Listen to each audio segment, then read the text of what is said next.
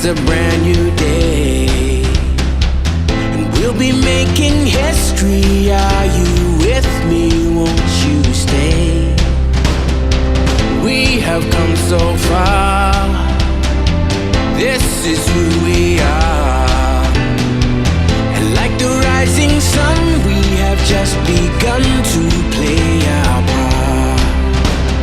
This is the time we form the chorus. Lift your voice for those before us. We can rely on one another. Feel the pride, let's show our colors. We are heroes and dreamers. We are restless believers. Good morning, good afternoon, good evening, whatever time it is, wherever you are. This is Gail of Gaia, and this is Free Range, where we graze on wild ideas. And we have wonderful guests. And today I have Kimberly Palm with me, who's an author and a spiritual teacher. And we are going to talk about religion. And it's interesting because we are... everybody will say we've been lied to about everything, but not my religion. So, but unfortunately, your religions have lied to you too. So, and Kimberly has a very broad background in that whole area. So Kimberly, let me give the floor to you for a minute. First of all, tell us a little bit more about yourself and your journey. And I have your website is in the description too, so people can go to your website. So anyway, go ahead.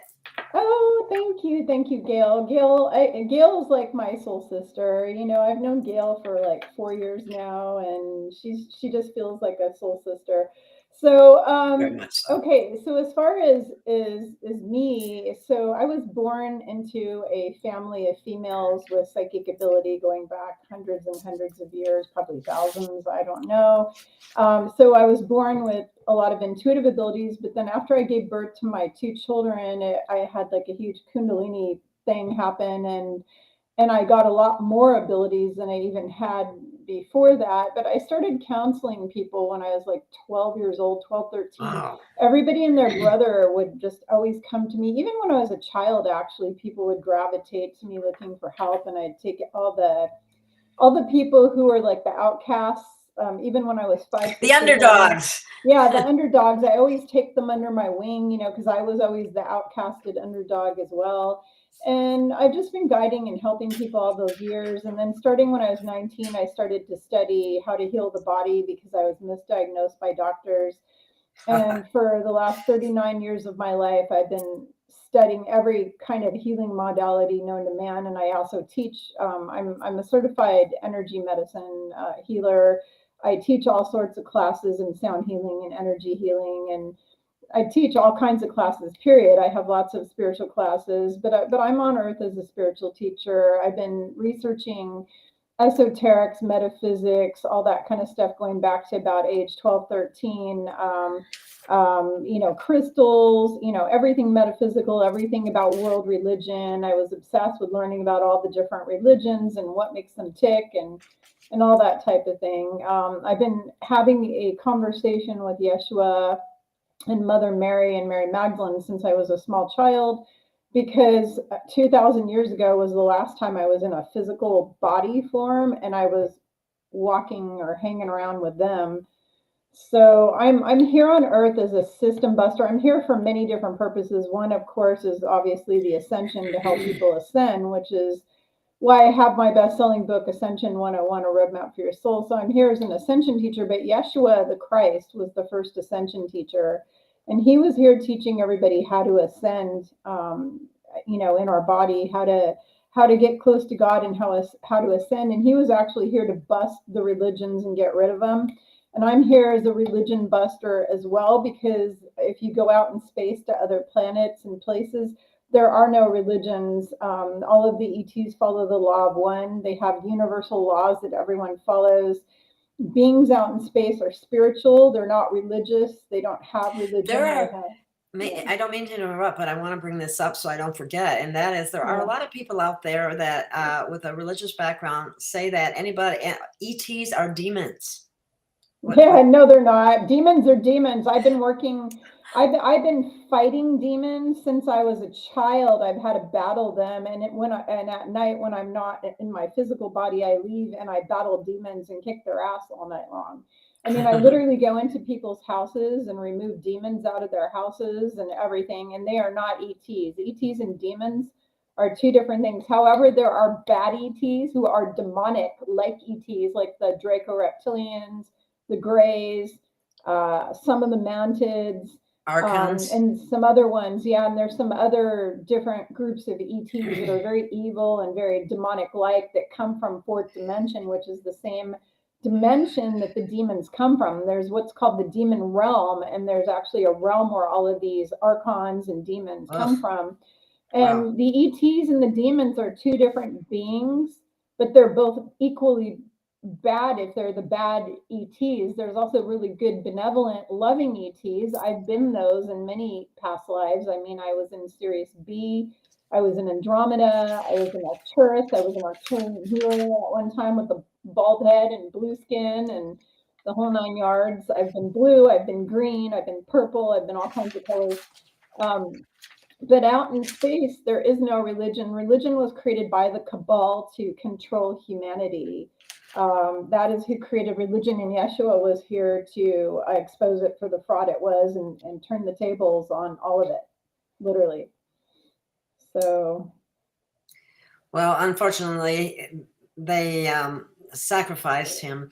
And that is another thing that I would like to discuss a little bit. We have one of the things that they do in religion that has always bothered me is when the communion thing.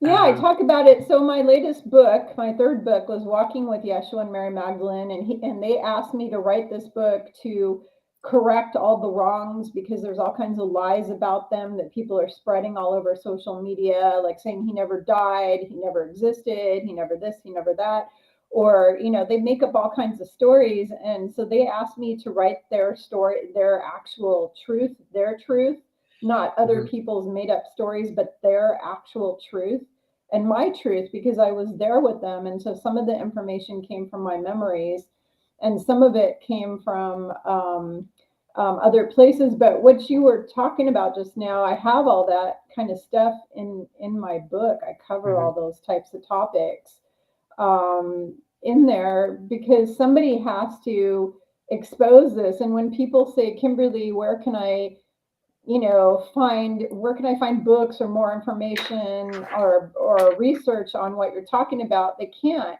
because the thing is that they've changed all the information thousands of times over, and the only place that you're going to get it is nowhere, because they made all of the original. There was actually originally a 4-foot tall stack of Bible books. The Bible was 4 feet tall and it had 777 books in it. And the cabal removed 700 of the books, and the Roman Catholic Church has 66. Everything with them is a 666 and 6, number 6.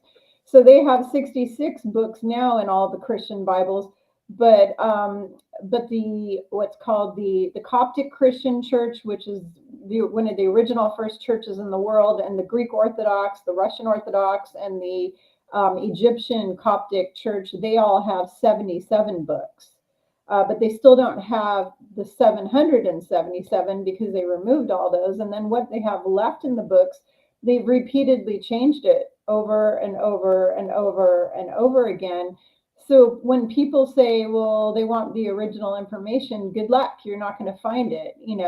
There's one of two things: either A, they burned it all, or the Vatican has hidden it for, forever. Yeah. It's just like, if you notice with what's going on now with this talk about the reset and all that kind of thing, there are forces at work that are already trying to change history as we've known it. Yeah. And that's the kind of thing that they do to, change into another civilization after they ruin one Look after at another. Tartaria, Really. and the fact that there are giants. So you can actually see real photographs that were unchanged, unedited, of giants, people who are giants, who are like, anywhere from 10 to 20 feet tall humans. There's photographs of them from the 1800s and all the way up to the very early 1900s. And then after that, it all disappears. So then the big question is, where'd the giants go? Were they all killed by the cabal? Did they just stop? Are they aliens and they all took off in their ship? Where did they go? Because nobody sees these giants anymore and you don't see photos of them. But literally up until the early 1900s, between the 1800s and 1900s, there's tons of photographs, actual photographs, proof in black and white of all of these giant people. And then if you look at all the megalithic structures that are all over the world, all the ancient, because I'm obsessed with archaeology and history, I travel all over the world going to archaeological sites because I just love them. But they built all of these giant doors that are way too big for a normal human. So you sit there and you look and go, why would they need giant doorways everywhere that are like 40 feet high or 50 feet high for like little tiny humans? That's because there were lots of giants cohabitating with humans at one time, but they go and they hide all of this history, just like Tartaria, all of those buildings. What, did they kill them all off? Is that what happened? It's either they murdered them, either the cabal murdered them, or it's a possibility they either went underground or they went back to wherever they came from. You know, I don't know. I've never ever gone into a meditative state and asked, you know, Yeshua or anybody, God, whatever, about what happened to the giants, because it's not really high on my priority list. I'm here as a spiritual teacher, so I'm not interested in that type of thing per se. I mean, it's interesting to a certain extent, but it's not something I want to like pursue, you know? Yeah. So I've not sat and asked about it because it's just not high on my priority list. But it is worth bringing up the fact that they keep changing everything, just like these buildings. If you go to Europe, you will see Tartarian buildings all over the place. Wow. And they were used as energy production. They were free energy, generating free energy, and these big cathedrals with the huge spires. They were healing centers too, weren't they? They were healing centers and energy generators way back when. But they've changed all the history and lied about everything. They're so good at that. That's their forte. Yeah.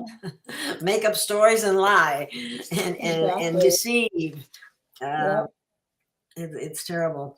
Well, how do you see religion changing in the future or evolving? There won't be religion. So there's going to be a transitional period where people will still be able to practice their religion for a few years. But as the humans who remain on Earth, which is only going to be 25%, I would say by 2030, there will only be 25% of what is here now. Those people will be the evolved people, and they're not going to need religion anymore because they're all going to be 5D and they're going to be spiritual. They're not going to be religious, because when we are all in 5D, religion won't be necessary and it won't exist anymore, because there was never a need for it in the beginning. It was all created to control humanity.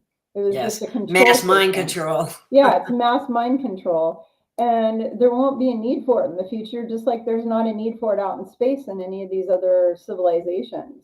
So how I see it is, over the next coming years, as we go through all the shifts and changes on planet Earth and all of the systems implode. I mean, Yeshua told me back in 2019, he said, the world you know is about to die, and I'm going to resurrect a new kingdom of peace. And he said, but first, all the systems have to collapse. He said, your medical system is collapsing, your healthcare, your financial system, your political system, the food system, the entertainment and they system. all need to go. They all need to go. Entertainment is going to go. Sports going to go. You know, in heaven there is no football. Football is a really it's a distraction. Well, and not only is it a distraction, but it's violent. They don't do violent things in heaven. Oh, that's true. In the higher dimensions, they don't participate in violent acts, like boxing and boxing. I can't even watch that. Wrestling, boxing, karate matches, football, anything where people are getting harmed or hurt or injured, that doesn't exist in higher dimensions and higher frequencies and densities. That makes a lot of sense to me. Stuff, I mean, there will be sports. I mean, tennis and volleyball and baseball, and there's wonderful sports in this world. You know, baseball is a wonderful, fun sport. People don't get it's not a violent sport. It's not people beating each other or tackling each other or killing each other. It's those kind of sports. There will still be figure skating and gymnastics and tennis and all these things, golf, because there's nothing violent or negative about those. But the things in this world that are all either violent, negative, that lower your vibration, they're all out of here. They're all going. They're going. So people that are stuck in that kind of mindset, either they change or they leave. Is that? Yeah, they're leaving. So the people who are not ready to ascend to 5D, they're just not ready to let go of their beliefs and their garbage. They will be leaving and going to another third density planet where they can play out their stupid Armageddons and biblical blah blah blah for 26,000 more years. Well, that's I'm glad you brought that up, because that's one of the things that a lot of people are hanging on every word in Revelations right now, and in some ways they're manifesting it. Yeah, it's a predictive template. Revelations wasn't even something written by any of the apostles of Christ. It was written by this guy John the Revelator, and it was also twisted after he wrote Revelations. All of his information was twisted with word spells, dark magic spells, gematria, all kinds of predictive programming. The whole book of Revelations is a predictive programming template to force humans to make that happen. So if you made the book disappear completely, none of it would ever happen or have it has a reason to happen. But they wrote the book as a predictive, as like a giant dark magic spell book that basically makes all these terrible things happen, because if all these humans focus their intention on it, because we're creators, which the Draco reptilians and the Greys have no ability to create, which is why they use humans. They use us to do the creating because they're not able to. And so they wrote Revelations purposely because they want to destroy humanity. They hate us. They go from galaxy to galaxy and they enslave the people, and then they kill everybody and blow the planet up in the end. That's their MO. They do it over and over for thousands and millions of years. This is their last stand. They're not going to be allowed. The company of heaven and the angelics are not allowing these assholes to do their thing anymore. They're being cut off now, which is why they were locked in here into the matrix with us. They've actually been imprisoned here with us for quite a while. They were sealed in here with us and can't leave because the other beings that are from higher densities don't want these assholes going to more star systems and enslaving and killing more beings, because they've been doing it for a long time, and they're done. They're done. It's good. Yeah. So what has happened is the company of heaven and the galactics or angelics have banded together to stop them. Exactly. To remove them. Yep. They're being removed because originally they were part of an agreement where we said, oh, we wanted to have these experiences, blah, blah, blah, but it got out of hand and the evil just took over. You have to understand, Gail, and everybody listening, that this earth was at one time, it was 90% good, positive stuff and 10% bad, so that you had a little challenge so you could have learning lessons. Because the purpose of incarnating in a physical form on a planet is it's a classroom. You're here to learn. So you have to have some challenges and difficulties so that you can learn. But it wasn't supposed to be all bad, all starvation, all wars and rape and killing and pillaging and traumatizing and murdering and sexual abuse of children and all these things that they do. It wasn't supposed to be all of that. That wasn't supposed to happen. It got out of hand, and it flipped to 90% bad and 10% good. It went from 10% bad. Now I can believe it. It flipped. Yeah, wow. We're the ones who did that. So now everything's 90%. Speaking of bad, can I tell some? Can I have a little bit of information here that just really blew my mind when I first read it, and that was, that I was listening to this program about medical murder. Okay, and they talked about how Obamacare had legalized mercy killing, assisted suicides, they also had a protocol on how to kill a Down syndrome person being. Yeah, I know they're doing that in Canada too, and other. They just passed laws in Canada that people who have like Asperger's or Down syndrome or whatever, that they can kill them. They can do the suicide. And you know, the fact of the matter is, those people cannot think really well for themselves to know not to do that, so they're just murdering them. Is really what it is. It's really murdering people. It's medical murder. And it's murder. The other thing, and this comes from Dr. Martin, David Martin, who has done some wonderful information. I like him. Yeah, and he had 3 important points, and I wanted to point these out when we're talking about medicine. This was a bioweapon program that started in, are you ready for this? 2005. Okay. And this was coercion and domestic terrorism in the way it was handled. And these are deceptive medical practices, racketeering leading to murder. Yep. And the funny part of it, and it's not funny, but you find these kinds of deceptions, evil things in every different area. Okay, I've seen it in the medical area because I was there. Every area of society has been corrupted in some way by these psychopaths. Totally corrupted. Yeah, it's really like I never heard a figure put to it, but that 90%, 10% just makes a lot of sense. Yeah, well, think about it. If in your life, like if I look back at my life, all the horrible things I've been through in my life, all the difficulties, being raised in a family that could barely buy food. You know, my parents were dirt poor, and you know, I had to eat peanut butter and jelly sandwich like every day for my whole childhood. You know, that was it. And I had no money for school lunch, and they didn't provide assisted lunches like they do now. I mean, it was if you didn't have food, you just went hungry. And you know, I grew up very poor, and I came out of that by using my brain. You know, I was able to use my own brain to get out of my situation of how I was raised.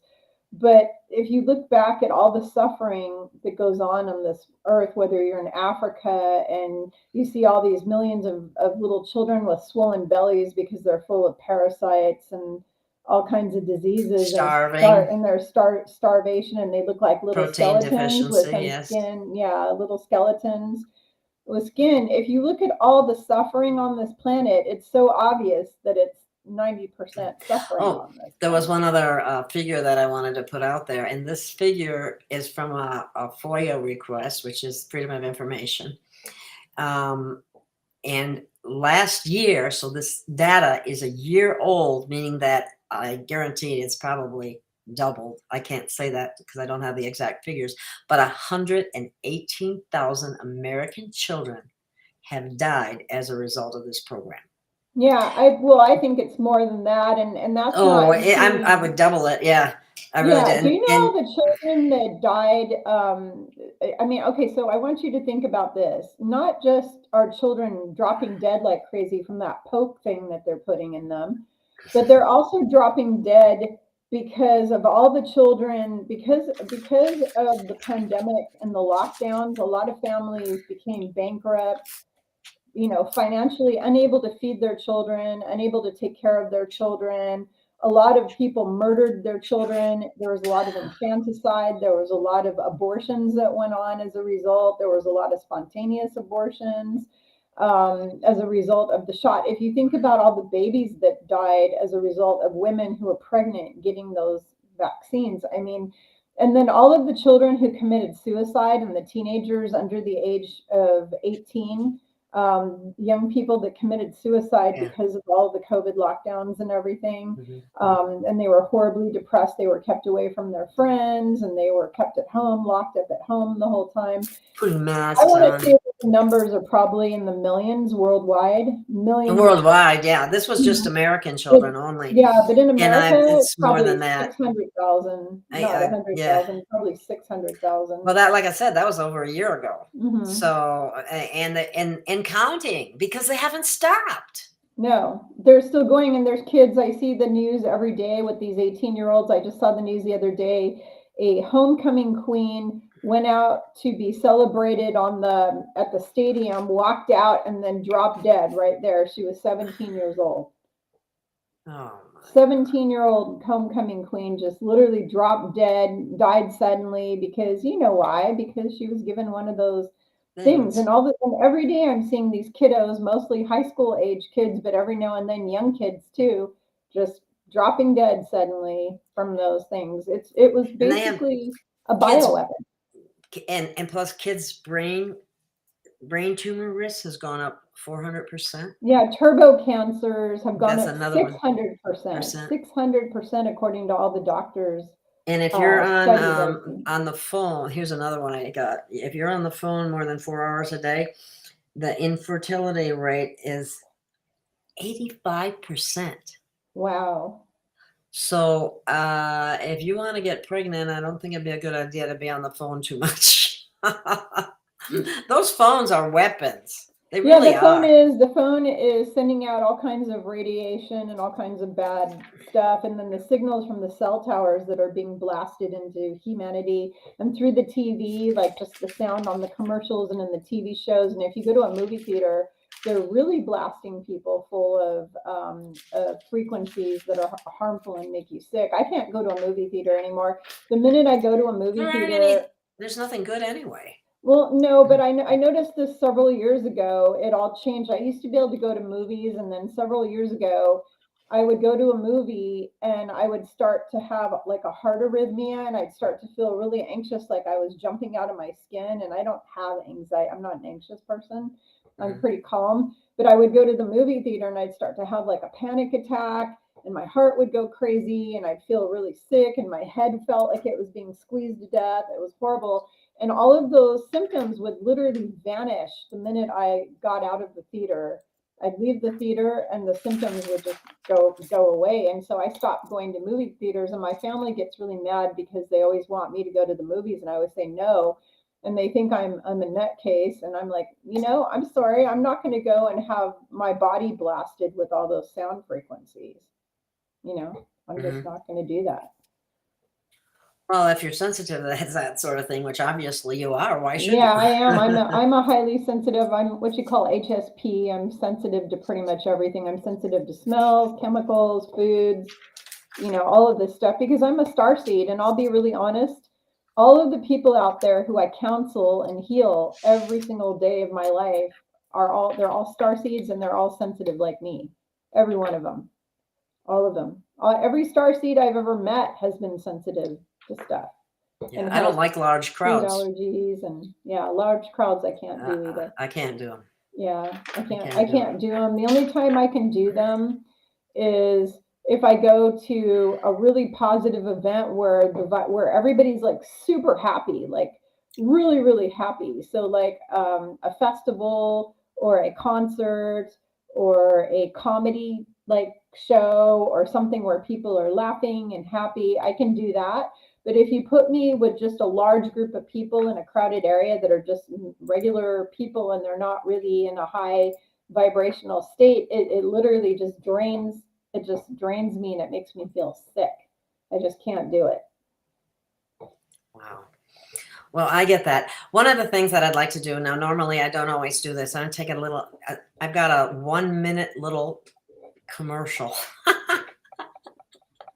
And I don't like to have to do this, but it's gotten to the point where I have to do something in order to you have to pay the bills to survive. Yeah, it's not happening. You don't do the work I do, so you don't have any income coming in, and you've got to build. That's because I don't charge for my videos. I don't charge for my work. I mean, you're basically just doing 100% service to humanity, and people who watch you need to understand that and try to support you, because everybody who's watching this, if Gail disappears, who's going to be out there, providing all of this, And then I've run into this. I'm actually standing for the Constitution as well, about our right to travel.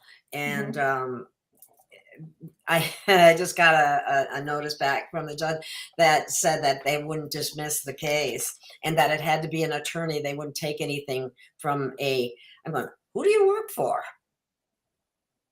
It has to be an attorney. No, you can do pro se too. But anyway, that's, I'm facing all that. It takes up your time. This takes up my time. This is what I like to do. This is what I've been called to do. And it's like throwing stuff at you to get in your way, to slow you down, to keep you from doing as much stuff. So anyway, one of the things that I want to bring on real quick here, Kimberly, is I have this little, I'm going to take us off for just a second. This is only a minute long, and it's a new product that I've been recently introduced to, and I think it's very awesome. So go ahead.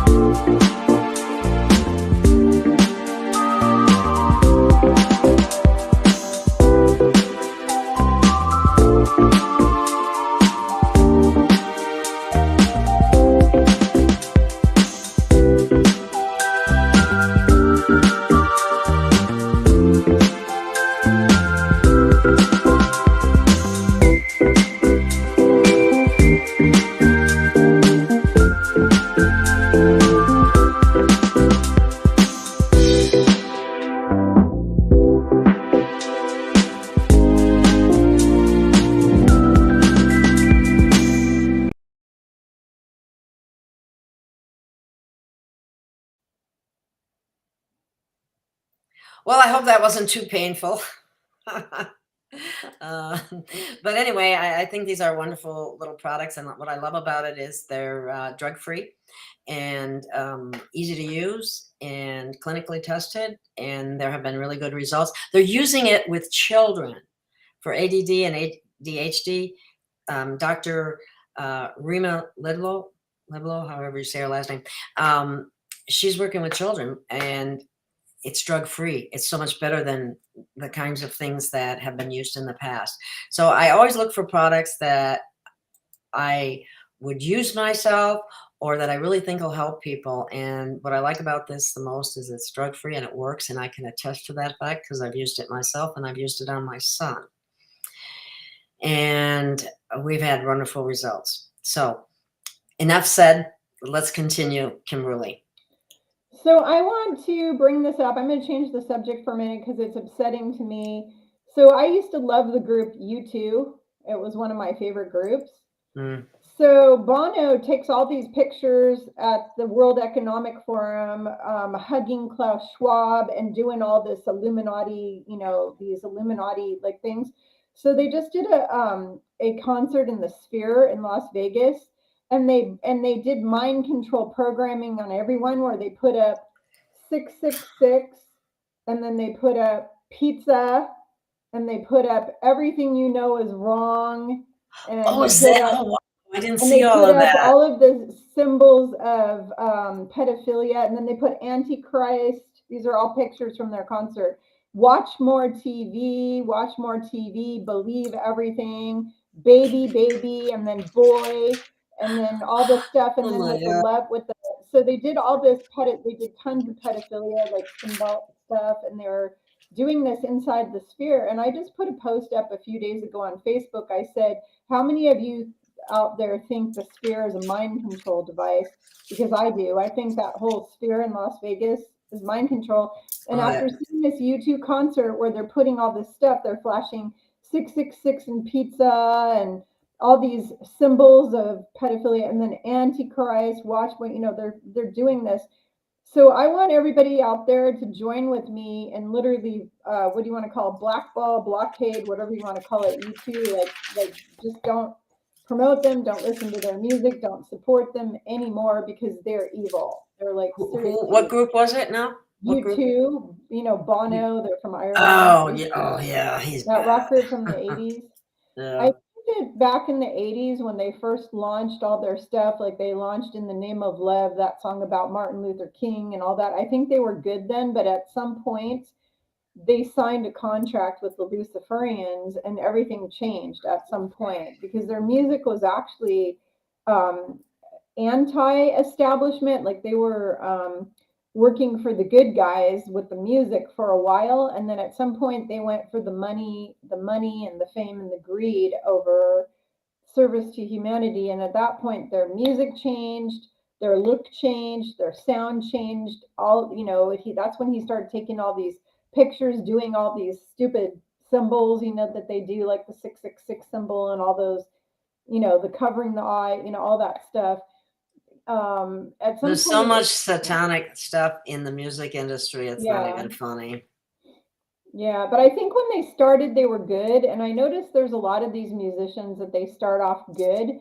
Yeah. And I also noticed that the ones who are good and won't sign their contracts wind up dead. So, like, I noticed there's a really good wind up dead or never get a platform. Yeah, or they never ever get a platform. They either wind up small potatoes or they wind up mysteriously dead, you know. You know, I don't believe that the lead singer of the Cranberries drowned from alcohol, drank a bunch of alcohol and drowned herself in her bathtub. I think she was taken out by the cabal because she was working for the light. And I think so was Whitney Houston too, I think. She was taken out. Whitney Houston. Yeah, they took her out too. She was a sacrifice. And her daughter.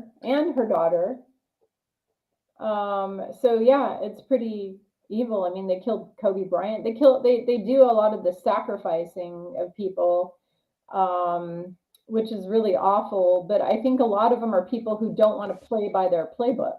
Yes. Yeah, exactly. The people who reject them and rebel against them wind up getting taken out. That's really true. Yeah.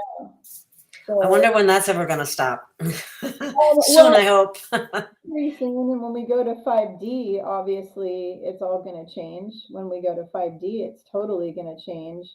But very, very, very, very soon. I mean, we only have a few years of this craziness left at the most, before everything switches over. And I will warn everybody that this whole next year is going to be horrible because everything has to collapse, which means for the people who are asleep, it's going to feel and look like their whole life and the whole planet's going to hell. That's what it's going to feel and look like to them because it has to. Everything has to die in order to resurrect from the ashes the new earth. So things are going to be really difficult. And I tell everyone in my post, buckle up, buttercup. You better pull on your tough, you know, pants because big boy pants, big girl pants. Because it's going to be difficult, but it's not going to be difficult for you if you're awake and you stay in a place of mindfulness, present moment awareness, peace, calm. You walk with God. You pray every day. Like I pray all the time, constantly praying, constantly meditating, connecting with source all the time. If you do this stuff, you stay grounded, you get out in nature every single day as much as you can, then getting through the upcoming events is going to be a walk in the park for us. But for the people who are not awake, it's going to seem like they're going to hell. Like everything's just going to hell. That's what it's going to seem like for them. Well, and people who are very materialistic, who lose it all, are going to have a hard time dealing with that as well. And that will probably happen to a lot of people. I've already been through that, so I know what that's like. It's not that bad. And a lot of them will be leaving the planet. The people who are not willing to exchange, they're willing to, they always put money before they put spirit. Yeah. They put money before spirit, before God. And I know people in my own life like that. I'm surrounded by people like that. You know, it's money and materialism way before any kind of spiritual or relationship with God or anything. Yeah. Well, when you think about it, humans are the only ones that have to pay to live on this planet. Why do we have to pay to live here? Because the cabal took over. And that's it. Well, if you think about it, up until, you know, a couple thousand years ago or so, nobody paid for anything. You know, if you look at Viking civilization back 3,000-4,000 years ago, or any civilization that existed like 4, 5, 6, 10,000 years ago, it was a barter and trade society. You know, I would give you 4 bushels of corn for 3 brand new dresses. You know, let's say you're a seamstress. You know, the people would come to me and they would give me stuff that I needed in exchange for what I'm providing. So they would give me goat milk or cheese or bread. You know, the baker's wife would bring me bread and I would give her a new dress. And that is how people would live. And nobody paid in order to live in their village. They didn't pay anything.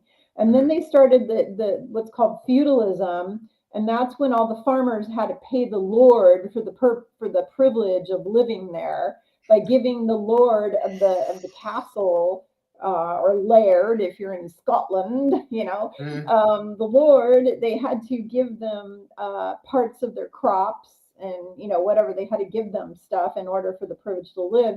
And then at some point they started taxation, and even Yeshua was trying to fight all that 2,000 years ago, because the Jewish people, the high ups, were taxing all of the Jewish people in Israel back then too. That's why he got so angry in the temple. Yeah, but I mean this kind of thing. But the thing is if you look back 3, 4, 5,000 years ago, or even caveman days, 50,000. I went through caves in southern France. I have a video on my video channel about my trip to southern France. I saw some of that. Yeah. Yeah, and the thing is that I went through these caves where people did art 50,000 years ago, and they actually lived in the caves 150,000 years. In fact, we were in Meteora, which is in Greece, a year ago, and in Meteora there are caves there where people lived 150,000 years ago. If you think that those people were paying for the privilege of living on planet Earth, think again. You know what they did? They all lived in a society where they worked together. They worked like a team. It was unity consciousness. Some people built houses for each other. Huh? They built houses for each other and places for people to stay. They built houses. They took care of each other. You had the men would do the hunting and gathering, and the women would do the cooking and taking care of the kids. And they'd go and pick berries maybe in the woods and stuff like that, or leaves they could eat, vegetation in the forest. And you'd have people who would be like the chefs maybe, who would make a big spit and they'd roast their pigs their wild boar that they caught, and that kind of thing. You had people who were the warriors, who would protect their village from other villages trying to attack them, because back then the biggest problem was villages attacking other villages. Like my daughter and I learned in southern France that there's all these castles everywhere, and each of those villages that had its own castle, they were all attacking. These are all French people. They were all attacking each other. Every village was fighting each other way back when. And so they just changed the nature of that sort of thing in a lot of ways, because even if you think of it from a justice standpoint, everything's based on money. And it's weaponized against the people. Because if they can't take you out with knives and guns or whatever, they can strip you financially of all your hard-earned labor and work through a variety of means that we have allowed to be set up in a lot of ways. So we have to be accountable for the part that we played. Yeah. So you said you had questions written down on a paper. What other questions do you have for me about religion and stuff? Well, I wanted to talk about the how, like, starting with the Council of Nicaea and moving forward. How much change occurred at that time in terms of the Bible and so on? Okay, well, there wasn't even a Bible. So here's what people need to understand is the Jewish people never had a Bible or even an Old Testament. That never existed, okay? What the Jewish people had were scrolls, all kinds of scrolls. They had the Torah, they had the Pentateuch, they had the mystic Kabbalah teachings, they had different teachings and different scrolls. And in these different scrolls, like, the Torah and all that, they had stories, and they had collected scrolls with different stories. But what happened is the Council of Nicaea, they went and they gathered all of the scrolls from all over the world that they could gather. They gathered up all kinds of scrolls. And that's when they created their so-called Bible. And it was actually created, and then they took the information. Once they created it, it had, like I said, 777 books. But then they removed it, and the reason why they removed it is they found out after the fact that a lot of that information was information they don't want humans to know, because they wanted to be able to control humanity. They wanted to be able to control humanity, and by allowing everyone to have that information, for example, they talked about extraterrestrials in a lot of those books. They talked about Atlantis. They talked about Lemuria. They talked about having psychic powers and being able to use telekinesis and all the different psychic abilities like that I have. And so what happened is they didn't want people to have all that information. So they took out like the Book of Enoch and all of these different books out of what they had assembled. And Constantine was actually the first Antichrist. So the Antichrist is actually a consortium of draconian individuals. The Antichrist is a bunch of draconian, what we call reptilian individuals that keep getting reincarnated and destroying humanity over and over and over again. And they are all make up the Antichrist. It's actually a consortium. And it's also an energy and frequency. And so they took all these scrolls, they put them together, they created what they called a Bible. Then they realized, well, we don't want people to know this and that and the other. So they cut all that out. What they had left, they changed a lot of it. They also added in a bunch of pagan garbage from the Roman pagan religion. They added it into there. He wanted to blend them, didn't he? Isn't that what? Yeah. Constantine wanted to blend paganism with Christianity. The original Christian church didn't have a Bible. Okay, the original Christian church was called the Way, and it was the first Gnostic teachings that came from the Essenes. All of the teachings originated with the Essenes. I have a whole chapter in my book, Walking with Yeshua and Mary Magdalene, all about the Essenes.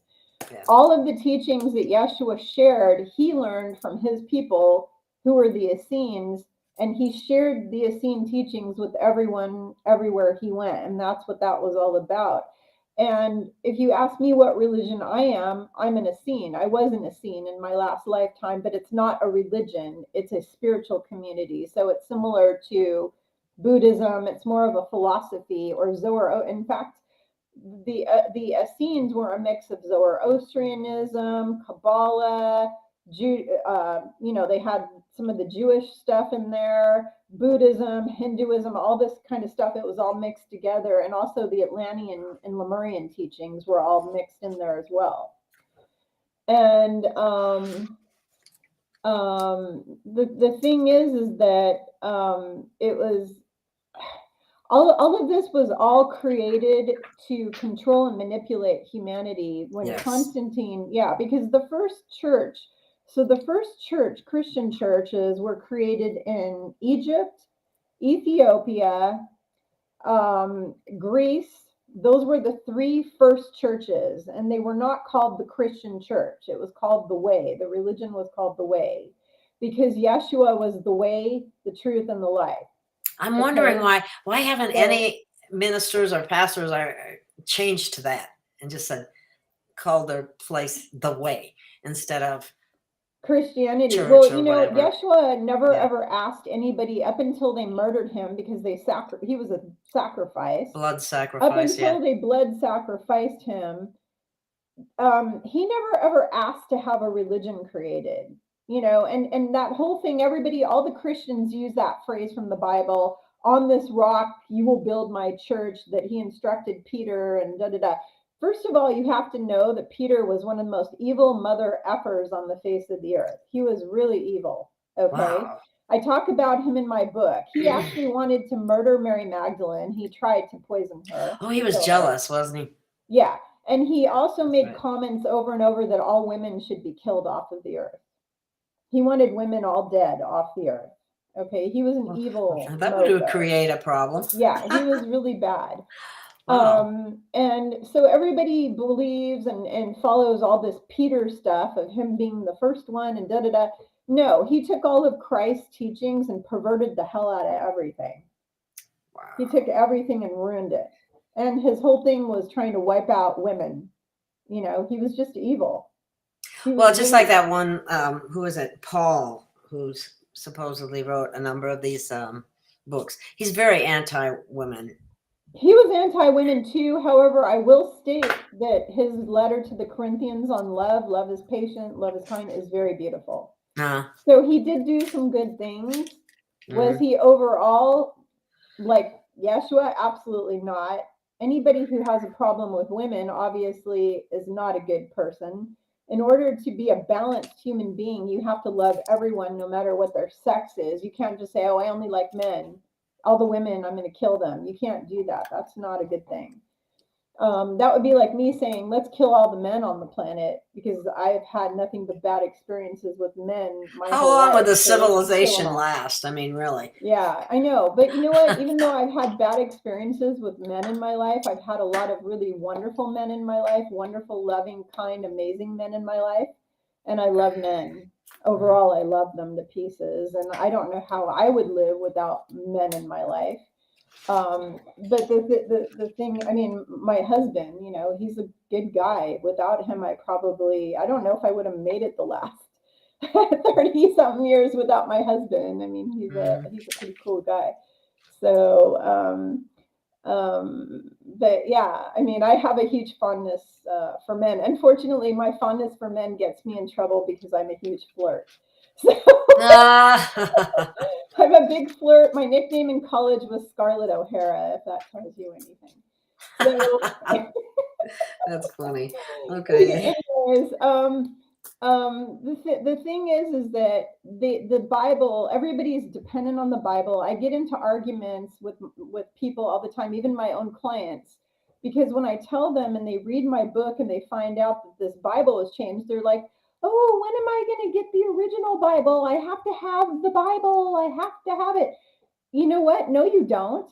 Because I had a priest, a Roman Catholic priest, sit down next to me at my cousin's baptism. And you know what he said? You know what he said? He told me all the stories in the Old Testament were made up baloney, to not even pay attention to them, number one. Number two, he said the only thing to pay attention to are the teachings of Christ and the apostles, and mainly just the teachings of Christ. And this came out of a Roman Catholic priest. He basically said the Bible was garbage, and that the only thing to pay attention in the Bible is the teachings of Christ. Now, here's what I say about the Bible after reading it 50 billion times over and over and attending Bible studies for 20, 30 years or more. Yeah, I had 12 years of parochial school. Oh my Christian God. school. I taught children in the Catholic Church. I was Catholic, very devout Catholic, up until 7 years ago when I bailed out of there when I found out how evil they are. You know, I found out they're evil and I bailed. But let me tell you, I used to teach the kiddos, you know, catechism. I was a catechism teacher. I helped get the kids ready for First Communion. And I sang with the choir in the church every week and practice with the choir and have the priest over for dinner.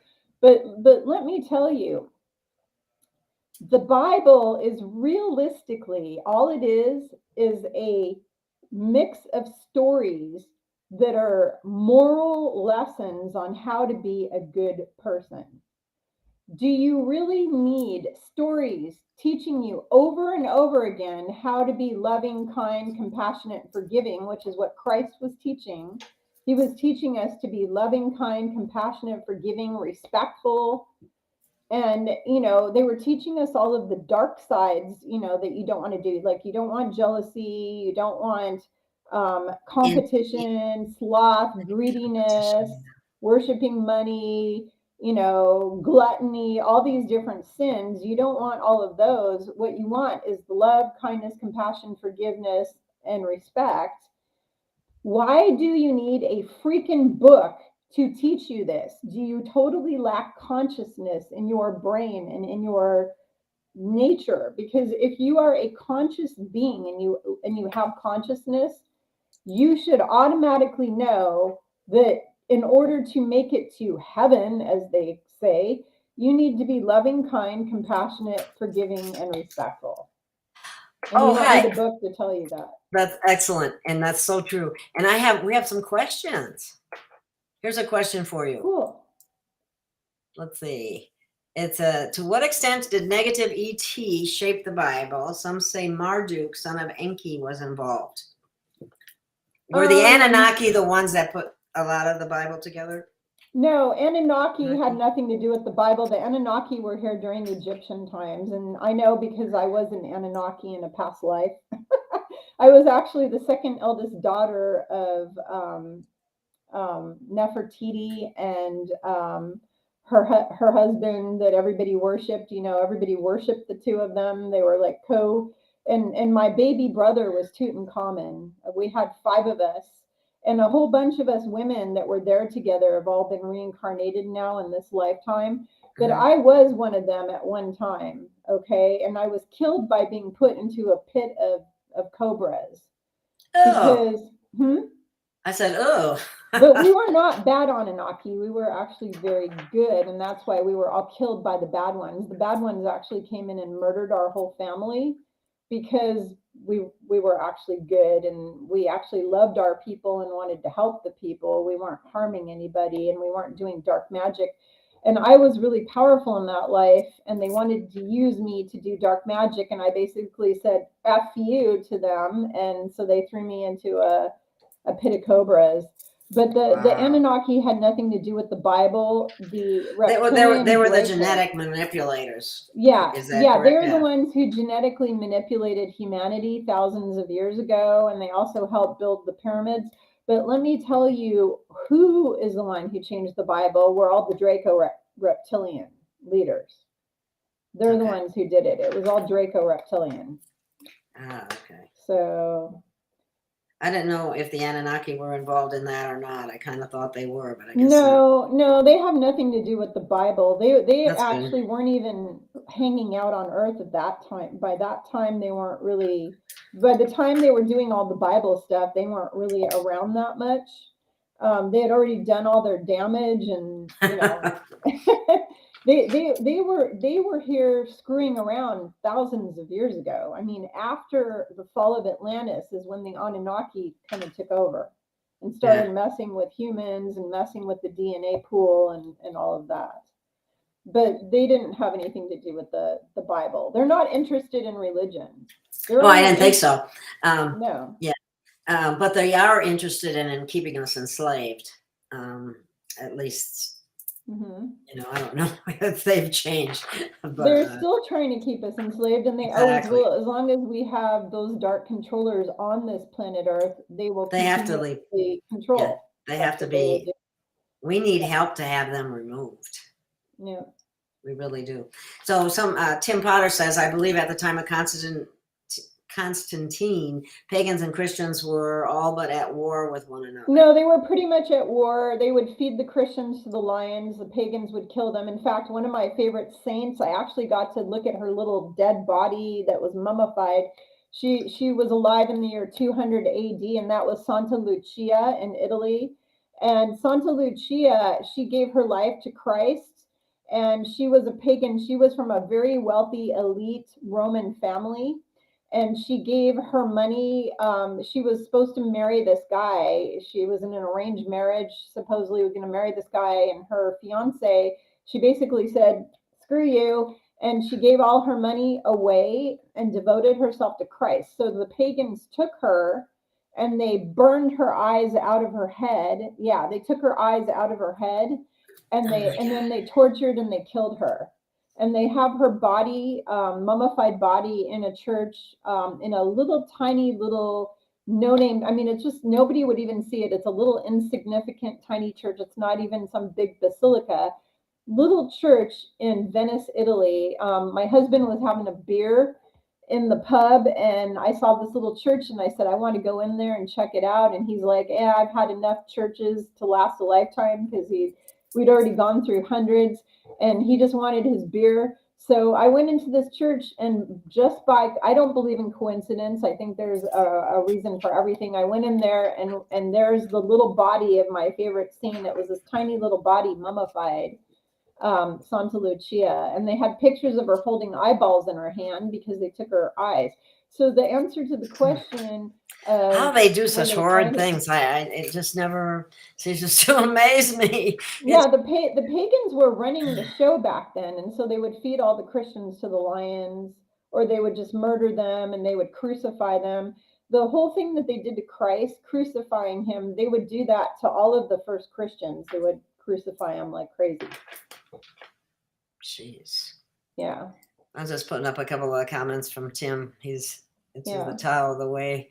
Very interesting. Yes, I've heard of that, the Way before. In fact, I have a copy of the Way. No, Yeah. the last pope is evil. The Pope is very. He's extremely evil. He's not even human. He's another Draco reptilian.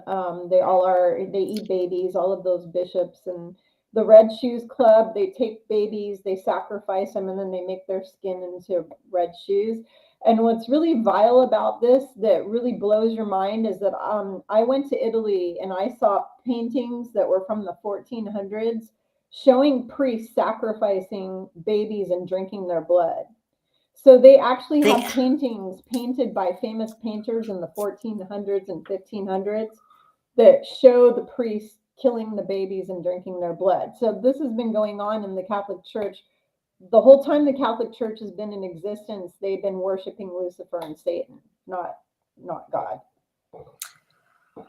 Wow. Well, maybe that might bring up a point about what the research you had done about Lucifer and Jesus, and then Gematria. Why don't you explain that? You want me? Okay, thanks. Thanks for bringing that up. So if you go to Gematrix, Gematrix.org, it's a website. It's a Gematria calculator. The Cabal uses Gematria to do dark magic spells and to control humanity. They use Gematria for everything, to control everything, because numbers are powerful, and everything in the universe is binary code numbers. So what they did is Yeshua the Christ, his name was Yeshua ben Yosef.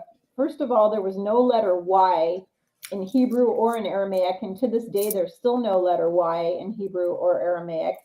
The letter J wasn't even created till the 1500s or 1600s.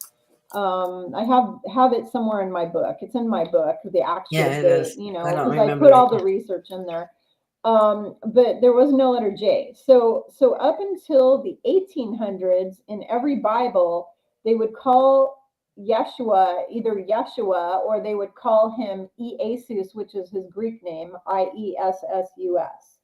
How do you say that? Iesus, Iessus. That's the Greek name for Yeshua. Okay. And that was the name that he went by in every Bible up until the 1800s. Well, they had a little meeting in Switzerland where the Cabal headquarters is, and they said, how can we screw all these Christians over into worshiping Lucifer instead of God? And so how they did it is Gematria. So if you put in the name Jesus, Jesus, into the Gematrix calculator, it comes up with Lucifer. Yeah. If you put in Jesu, which is in a lot of the songs, like that song by Bach, I think it is, Jesu, Joy of Man's Desiring, and it's spelled Jesu, Jesu. It really should be Yesu, because they called him Jesu, Yesu, which is fine. There's nothing wrong with Jesu, but when you make it a J, you put that into the Gematrix calculator, and it gives you Satan. So Jesu equals Satan, and Jesus equals Lucifer. So every one of these Christians that walk around all day saying in Jesus' name, they're actually saying in Lucifer's name over and over and over again. And also when they're saying they're going to I spread the blood of Jesus all over you. There's all these women who always say, I cover everything in Jesus' blood. That is a Luciferian thing, to cover anything in blood of anyone. Anytime you use spilled blood for any purpose, you are doing dark magic, you're doing witchcraft, you're doing Satanism, and you're doing Lucifer worship. You're doing satanic worship. Okay?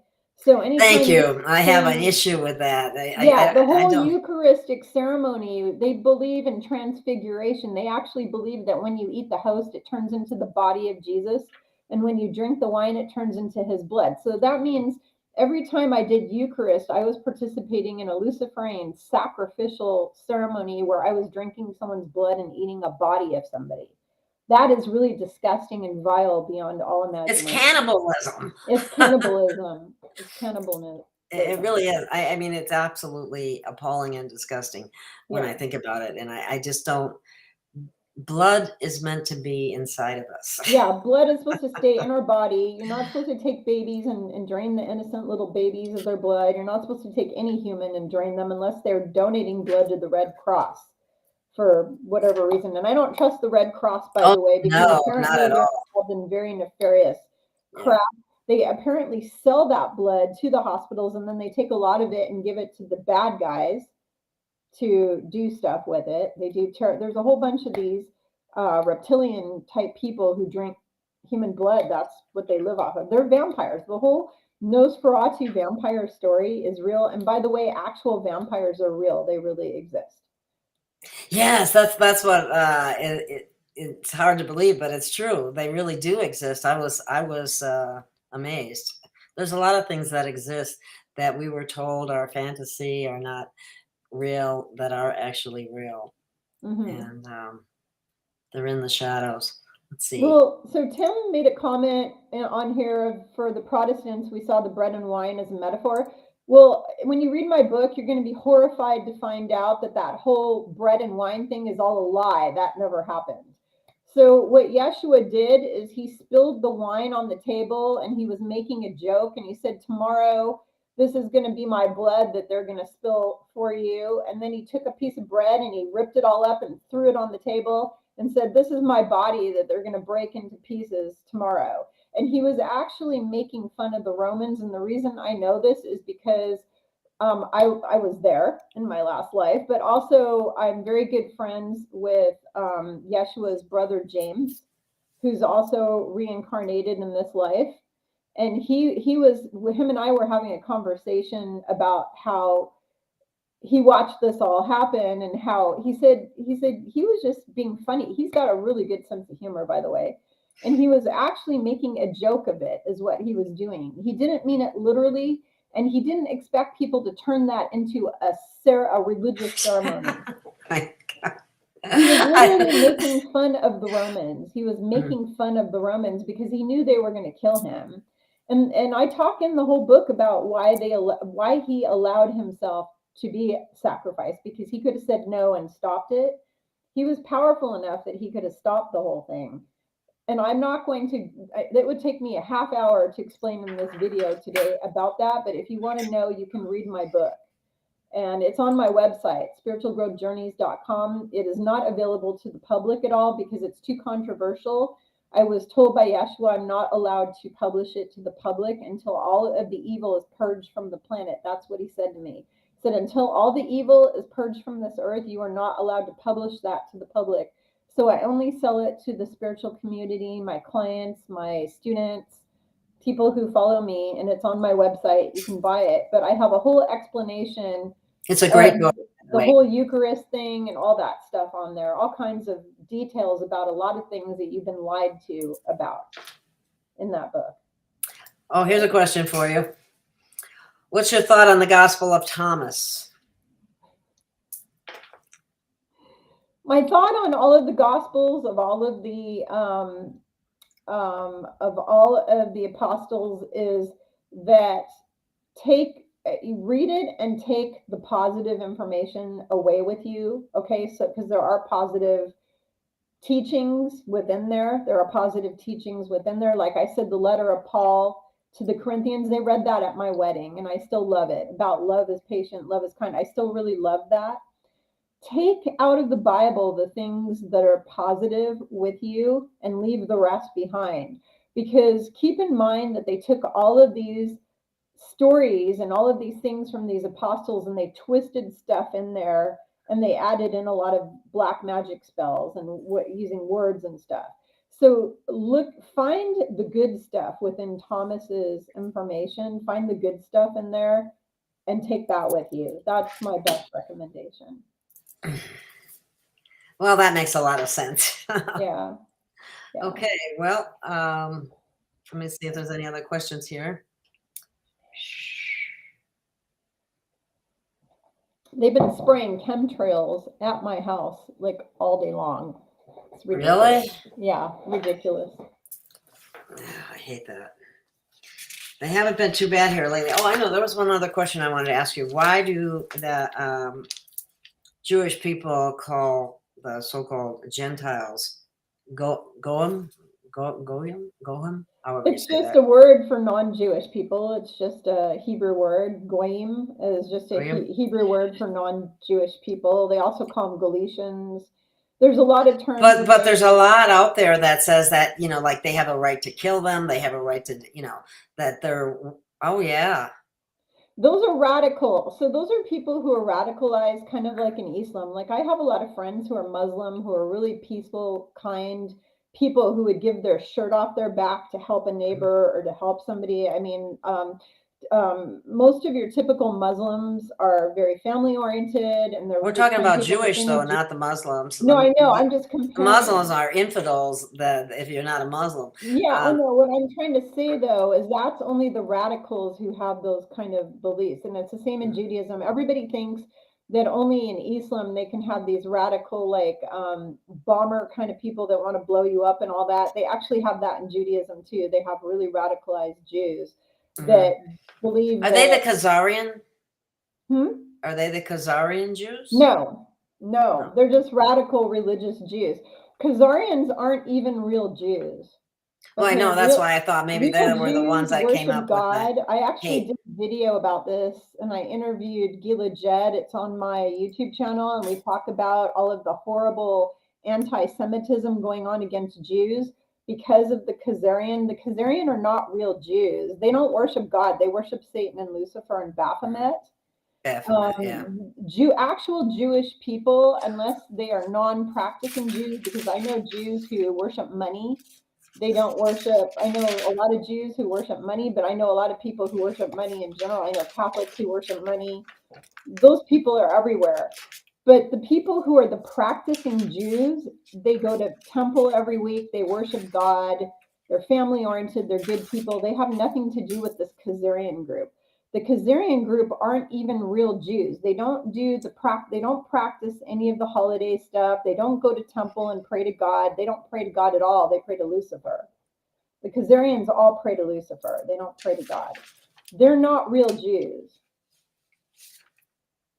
Well, Tim is saying stuff about Chabad. Okay, so that's really freaking anti-Semitic, and that's going to piss me off. We have a Chabad community here near me, and I know a bunch of them, and they are very religious people that believe in God. They have nothing to do with the Khazarians. Khazarian are reptilians. They're a group of actual reptilians. They're not even human. They're reptilian, not human. And they do not worship God. So I'm getting sick and tired of people mixing Jews with whether they're Chabad Jews. Chabad is very spiritual Jews. Chabad are the mystic Jews. They practice religion that's closer to the Essenes. It's more like the Essenes. In fact, a lot of the practices of Chabad are almost exactly like the Essenes.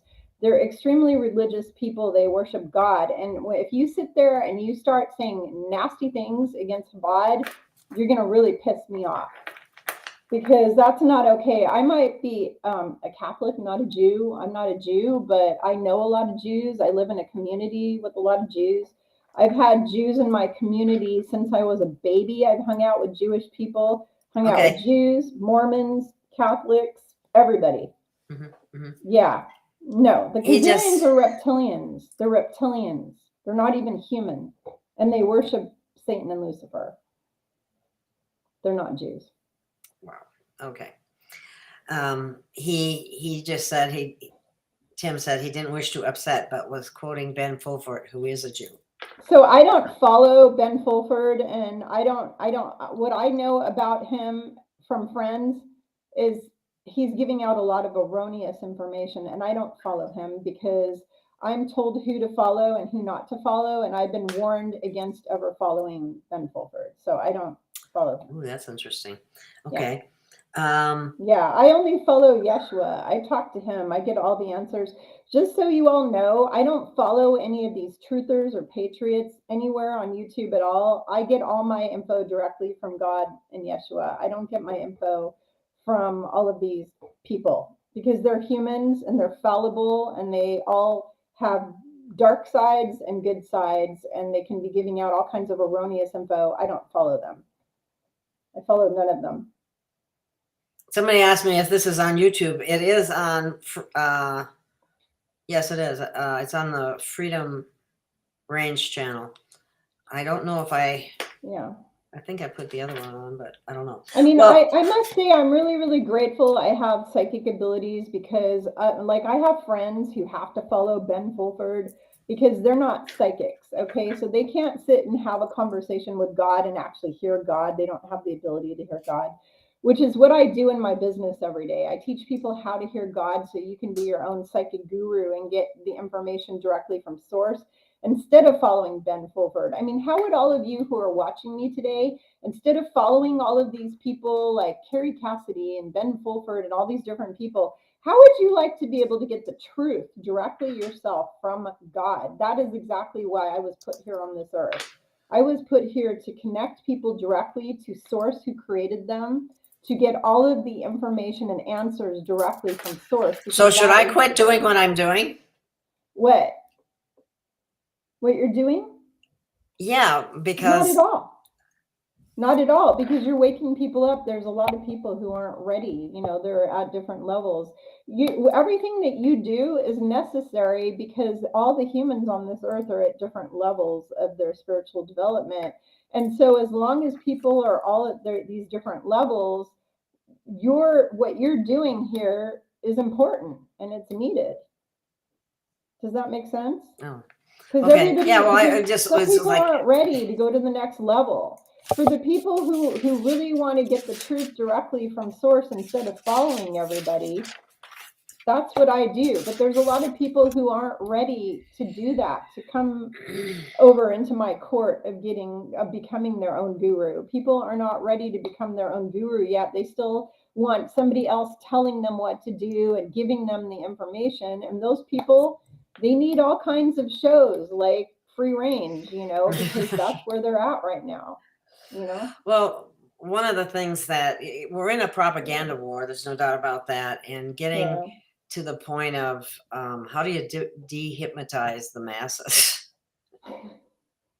Well, that's the thing, is the whole mass of humanity is all under huge mind control, MK Ultra. I mean, think about it. They patented the mind control stuff through sound frequencies back in like the 1930s or something. They've been using this shit on us since World War II. Yes. They've been mind controlling everyone on this planet since World War II. That's when it started. Are some people more susceptible than others, apparently? Oh, yeah. There's a lot of weak-minded humans out there that are really susceptible. The people who can't think for themselves, there's a lot of people out there who just lack consciousness and can't think for themselves. It's just the way it is. Yeah. Well, and then we have the negative effects of the program that was initiated, which actually can delete a certain gene, P36, something like that, which is in IP36, a gene deletion actually causes... Is that in the poke or something? That causes that to happen. They can take away, and I believe that. Your frontal lobe, personalities do change. Yeah, so I witnessed it with my family. Their personalities totally changed, and they went from believing in God to suddenly, out of the clear blue, oh, I don't believe in God. And this just happened since that. Really? Mm-hmm. Wow, yep. That's big. Yeah, my whole family, we used to go to church every week. My kids were raised really devout, Christian, Catholic, and they literally went from, oh, I believe in ghosts and this and that and everything, to I don't believe in angels, I don't believe in God, I don't believe in any of it, blah, blah, blah, blah. They literally did that in the last 2 years since I've been, getting their... And they don't just say that when they're mad at you or something like that. No, they really don't believe that. Their minds got completely disintegrated and turned to jello, as far as I'm concerned. Tim, the answer to your question is yes, like 5 times over. Yeah, they won't listen to me. They never listen to anything I say. They call me a woo-woo crazy pants conspiracy theorist. Yeah. So I tried to warn my brothers and sisters too, but yeah, no, according to them, I'm just a woo-woo crazy pants conspiracy theorist. They won't listen to a darn thing. I mean, you'd have to like march traffic children right in front of their eyes before they even believe that. They don't even believe about that. They believe about nothing, I tell them. I know, and you tell them about child sacrifice and they don't believe in any of what's it. going on and all that, and they don't believe it. And the shame of that is how do you fix it if you can't even believe it? That's it. Anyway. Yeah. Well, what does it mean to you when they say God always wins? God does always win because God is light and God is good and God is unconditional love. So unconditional love always wins. I mean, you have to know and you have to believe that love is always going to win in the end. Good over evil. There's always going to be evil. So evil was actually created by God. Okay. God actually created evil, but God created evil as a learning lesson for when souls incarnate into a body in these classrooms, which is what my Ascension 101 book is all about. Should have been called Classroom Earth, making the grade. But Earth is a classroom and you have to have evil in order to teach you lessons. But here's what happened. The experiment that God created got out of control and the evil took over. So what percentage are we supposed to be? 50-50? 50% or 90-10? No, we're supposed to be 90-10. It should be 90% good, 10% bad. Okay, that makes more sense. Yeah, okay. But it was surprising that you said 90% evil. That's really, wow. That's a big wow. So anyway, okay. Do you have anything else that you would like to add or say? No, I'm being text messaged with a family emergency right now. Oh my goodness! Well, they're like, we need blah blah blah right now, this moment, and so can't do it without Mom. Okay, no problem. I think we've covered a lot of very good material, and thank you so much for your time and your energy and the wonderful information that you shared. Oh, you're welcome. If people want to read any of my books, they're all on my website, spiritualgrowthjourneys.com, on my books page. I've got 3 books on there. You just have to scroll down. 2 of them are on Amazon. And that's because those don't get me in trouble because they're controversial, but they're not that controversial. But the 3rd one that I wrote, it's an ebook. It's not in print because then I'd have to go through a publisher and that would make it available to the public. So it's just an ebook, and that's also on my website with the books, and they can click on that and they can get the ebook of what. And it's a great book, by the way. What? It's a great book. Did you read it? Yes, most of it. Yes, okay. Yes. I skimmed most of it. Yeah, I went through it. Awesome. I really liked it.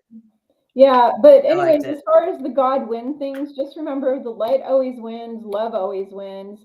And God is love. I mean, that's what I talked about in Ascension 101. I had a whole chapter about what is God really. God is unconditional love, in just one word or one sentence. God and isn't that what everybody wants on our planet right now? Yeah. Wouldn't that be a beautiful thing to have everything be love and light and very I'm ready for it. I want it now. I want it yesterday. I do too. I do too. I'm tired of the evil bullshit. I've had it up to here and then some. Exactly. I don't want it anymore. It needs to just go away. Yeah. All right. Well, thank you so much, Kimberly, and you have a wonderful rest of your evening. And thank you. Thanks. Again. Thank you for having me. I love you. I love you too. We'll have to do this again. Thank you. Okay. Bye-bye. Bye.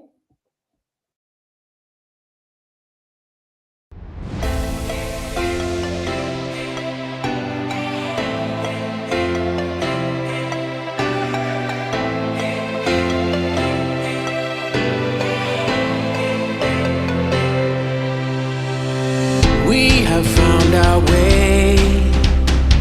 It's a brand new day, and we'll be making history. Are you with me? Won't you stay? We have come so far. This is who we are, and like the rising sun, we have just begun to play our part. This is the time we form the chorus. Lift your voice for those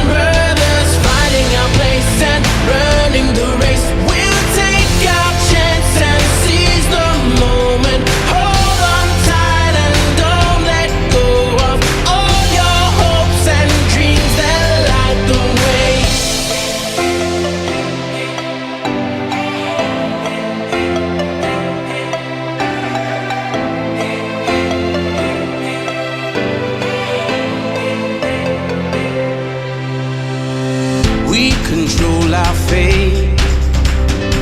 Destiny awaits. We are all the actors in the stories we create. Hope will be our guide. We'll no longer hide. When we roll like thunder, feel the wonder from inside.